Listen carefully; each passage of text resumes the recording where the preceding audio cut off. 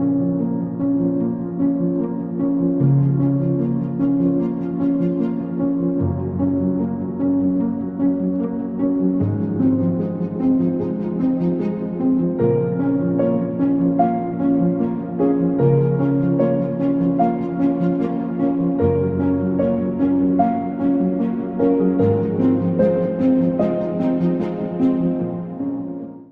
welcome everyone to our Wisdom of the Heart video series.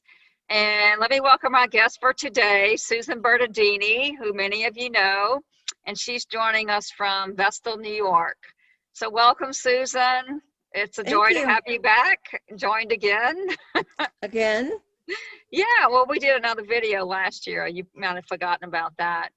But anyway, so today, Susan chose our topic, and we're going to be looking at day 8 in the 40 days and 40 nights, which is accept the present. And it's really a deep dive into getting comfortable and moving into that whole feeling realm and accepting whatever's arising. So I'm going to go ahead and let Susan kind of start us off. So Susan, do you have a couple lines or something you wanted to share to start us off with day 8? Sure. And I do also want to point everybody in the direction of the Embrace newsletter, that there's a wonderful article with Cole and a woman named Cindy. There's a dialogue in there about feelings that's very excellent. But to start us off, I chose day 8 because this topic comes up over and over. And this is my favorite line, and it's from 8.2, because this is day 8. If you cannot remove yourself from life, what choice have you but to join with it? Love it. Love yourself. Love yourself enough to accept yourself. Love will transform normal, ordinary life into extraordinary life. Loving exactly who you are and where you are in every moment is what will cause the transformation that will end your desire to remove yourself from life. All those frustrations you currently feel have a purpose to move you through them and beyond them to acceptance. Beautiful. That's so powerful. And so how does this transformation happen? How do you come to love yourself if you don't? And I think a lot of what happens is that people reading the course get to this day and read this, even though they are still going through that unlearning, that learning and unlearning process. This is a teaching course, and reading it and allowing it to transform you does take some time. And I think people get to this and think, but I don't love myself and I don't know how to deal with my feelings. And so that they're frustrated or disappointed, or they think the course doesn't work, or that there's something lacking in them. But you really do have to let that learning and unlearning process take place. And then it really does happen. It really does. Nothing in your environment, nothing in yourself changes significantly except for accepting and staying in the present. Mm-hmm. Like this moment right now, this one, whoever you are out there, stop. This moment right now, do you have everything you need at this moment? Yeah. This moment. I was going to say, I love that. And I think that's why, the Course in Miracles was so beneficial to me. I'm going to speak from my own experience because, the Course in Miracles is about removing the blocks to the awareness of love's presence through the forgiveness process. And I feel that, this acceptance thing is really just like an expansion of true forgiveness. But yeah, I do believe, I know for myself, and most of the people that I know in my life, most of us, including myself, for a long time, I'm still not totally comfortable, like in every single moment, just expressing who I am. I'm a lot better, than I used to be. But I was raised in a family where we never expressed our feelings. Nobody at the end of the day, said, Lynn, how did you feel today? Like what happened in your day? And, share something about yourself and your day. And we never ever talked about feelings. And then the more I've, been in these groups and been in other groups in and outside of A Course of Love community, even 12-step groups, there's something about that where we've been programmed not to feel our feelings. And it's a conditioning. And I do agree with you, Susan, that it is a process to get to that space of being able to love all of yourself in this moment. And I was just going to say a key phrase that really jumped out for me in this chapter was that it's a few paragraphs down from where you read. It's paragraph 5 where it says, we are not, when talking of acceptance, talking of externals, but of internals. Mm-hmm. And so to me, that is pointing me always back to myself. And that to me is the acceptance, not of externals, but of what's arising in this moment, the full experience, the whole experience of this moment. It's not about anything external. For me, it's never about blaming someone else for how I feel or for my experience. It's who am I? How am I showing up in this experience, in the here and now, fully present? And I love that line because it's the same thing that true forgiveness speaks of. It's like we recall those projections, and we instead of projecting how I feel out into someone else, I have to own that within myself. And that's a hard thing to do. It can be very painful. But I totally get what you're saying. And I do agree that, I would say for 99.9% of us, it's a process. Especially since we have all these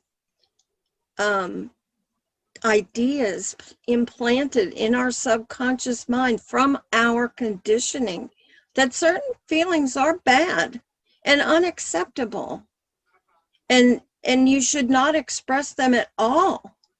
And one other thing I wanted to point out about the passage that you cited is the one right after that. He is talking about something that comes directly from 12-step programs. Because he says, we're not talking of the old adage or prayer that calls you to accept what you cannot change, but of acceptance, absolute, unconditional acceptance of yourself. And here he uses the big S, self. Mm-hmm. Yeah.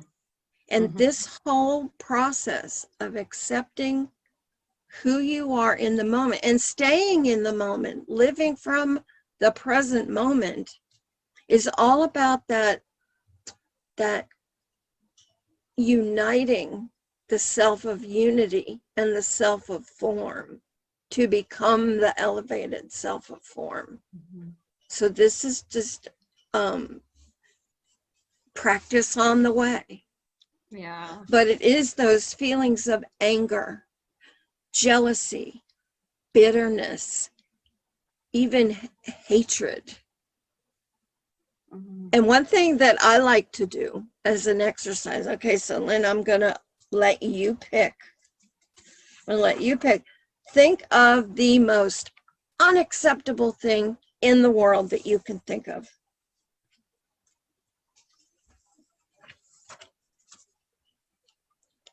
What's the most unacceptable thing on earth? Someone hurting an animal. Cruelty Okay, to animals. animal cruelty. Yes. Animal cruelty. Okay, so I'm going to read from 8.9, but I'm going to substitute animal cruelty for gossip. And let's just see how this sounds. You'll find once you have begun to practice acceptance of the present, there will be far fewer things you do not like, and you will be shown in the relationship you have to the present, the response to those you still do. Animal cruelty would be an easy example. Animal cruelty goes on in many environments. You are highly unlikely to do animal cruelty yourself, but you have felt that to say you do not like it is to judge it, or that to accept what is to accept that people are cruel to animals. These false ideas about acceptance may then have blocked your own true feelings and true response. However, a simple acceptance that you don't like animal cruelty taking place in a present moment situation will enable you not to participate, judge, or appear to accept that which you do not find acceptable. Mm-hmm. Does that resonate? Do you think that still applies? It's just about in this moment accepting how I feel about it. And sometimes, I'm not even sure, but it's just like there's like a cringe or, there's like, oh, I don't like that. And so, yeah, I'm okay. I'm okay with being in that moment and not and accepting when it happens, accepting that I don't like it, and I'm okay with that. But yeah, I see what they're saying. It's just about really being fully present, and we can't really prescribe it like how is it going to be tomorrow or next week or next month. It only happens in this moment, and I can only have that true response in this moment. And so there was another part in here I love too, where it talks about that, how we can't really prescribe how we're gonna feel. No. It has to just arise in the moment. And so what I've been doing is what helps me is and what I also heard Cole say in that article, and then another friend of mine said similarly about the feelings are resurrected.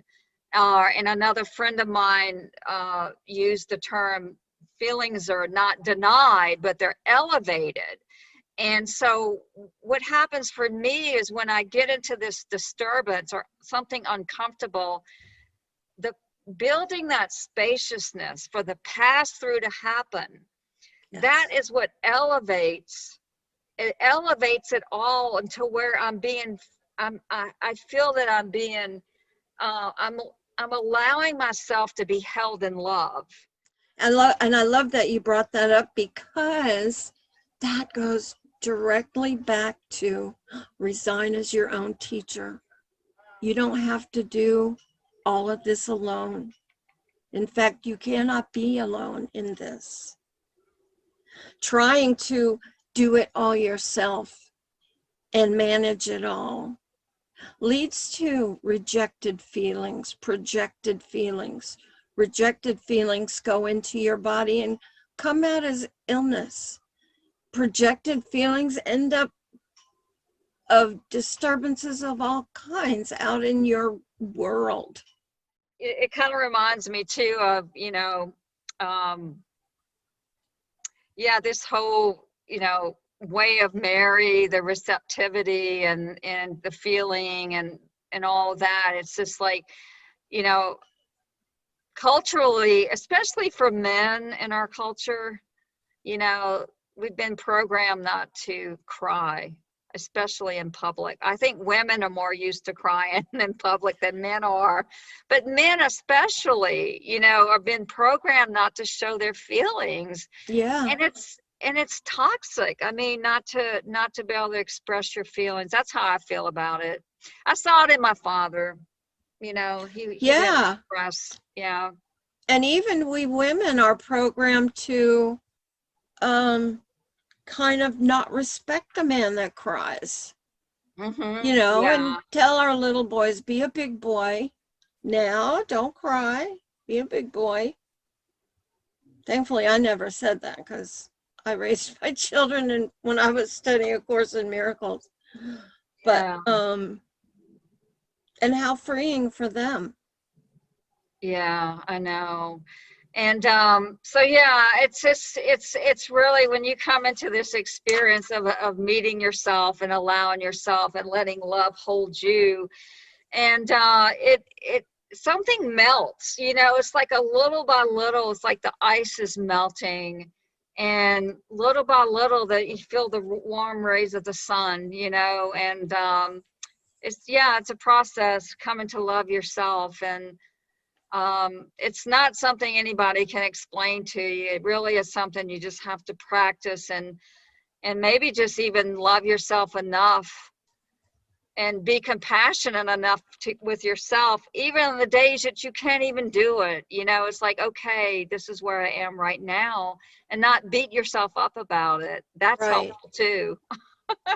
I just, as kind of a yardstick for myself, I think of like the most painful day of my life. Well, I've had a few of them, most of them surrounding death, like death of my father.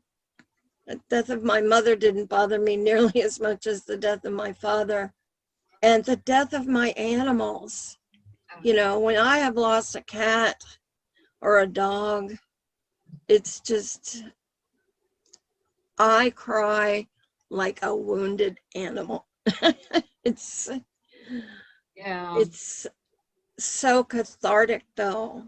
And I think about all the damage that could have been done if I had buried those feelings, all the sickness or whatever.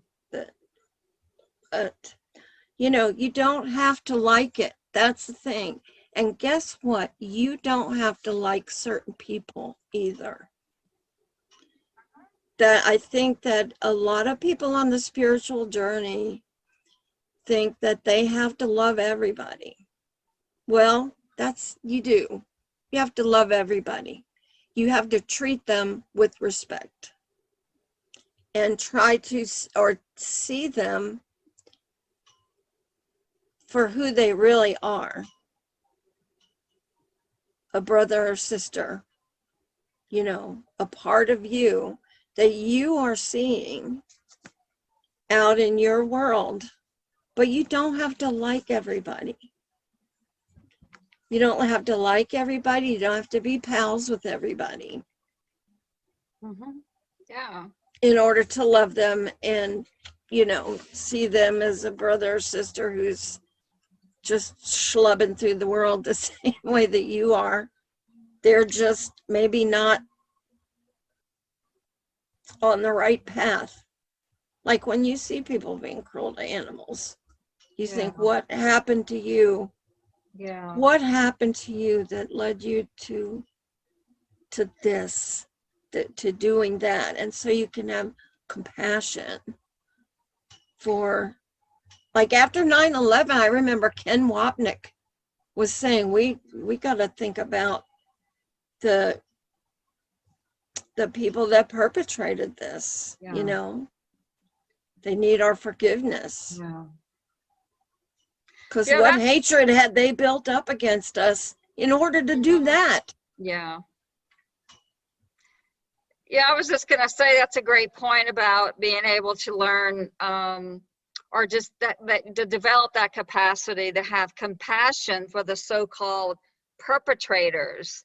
And that to me is the hallmark of true forgiveness and acceptance. It's like you don't have to like it. I don't have to like somebody that's beating a dog, but I can get to that point where I see it more. Now, I still have the feelings and things that come up with it, and I don't want to push Oh, that it's away. horrible. Yeah.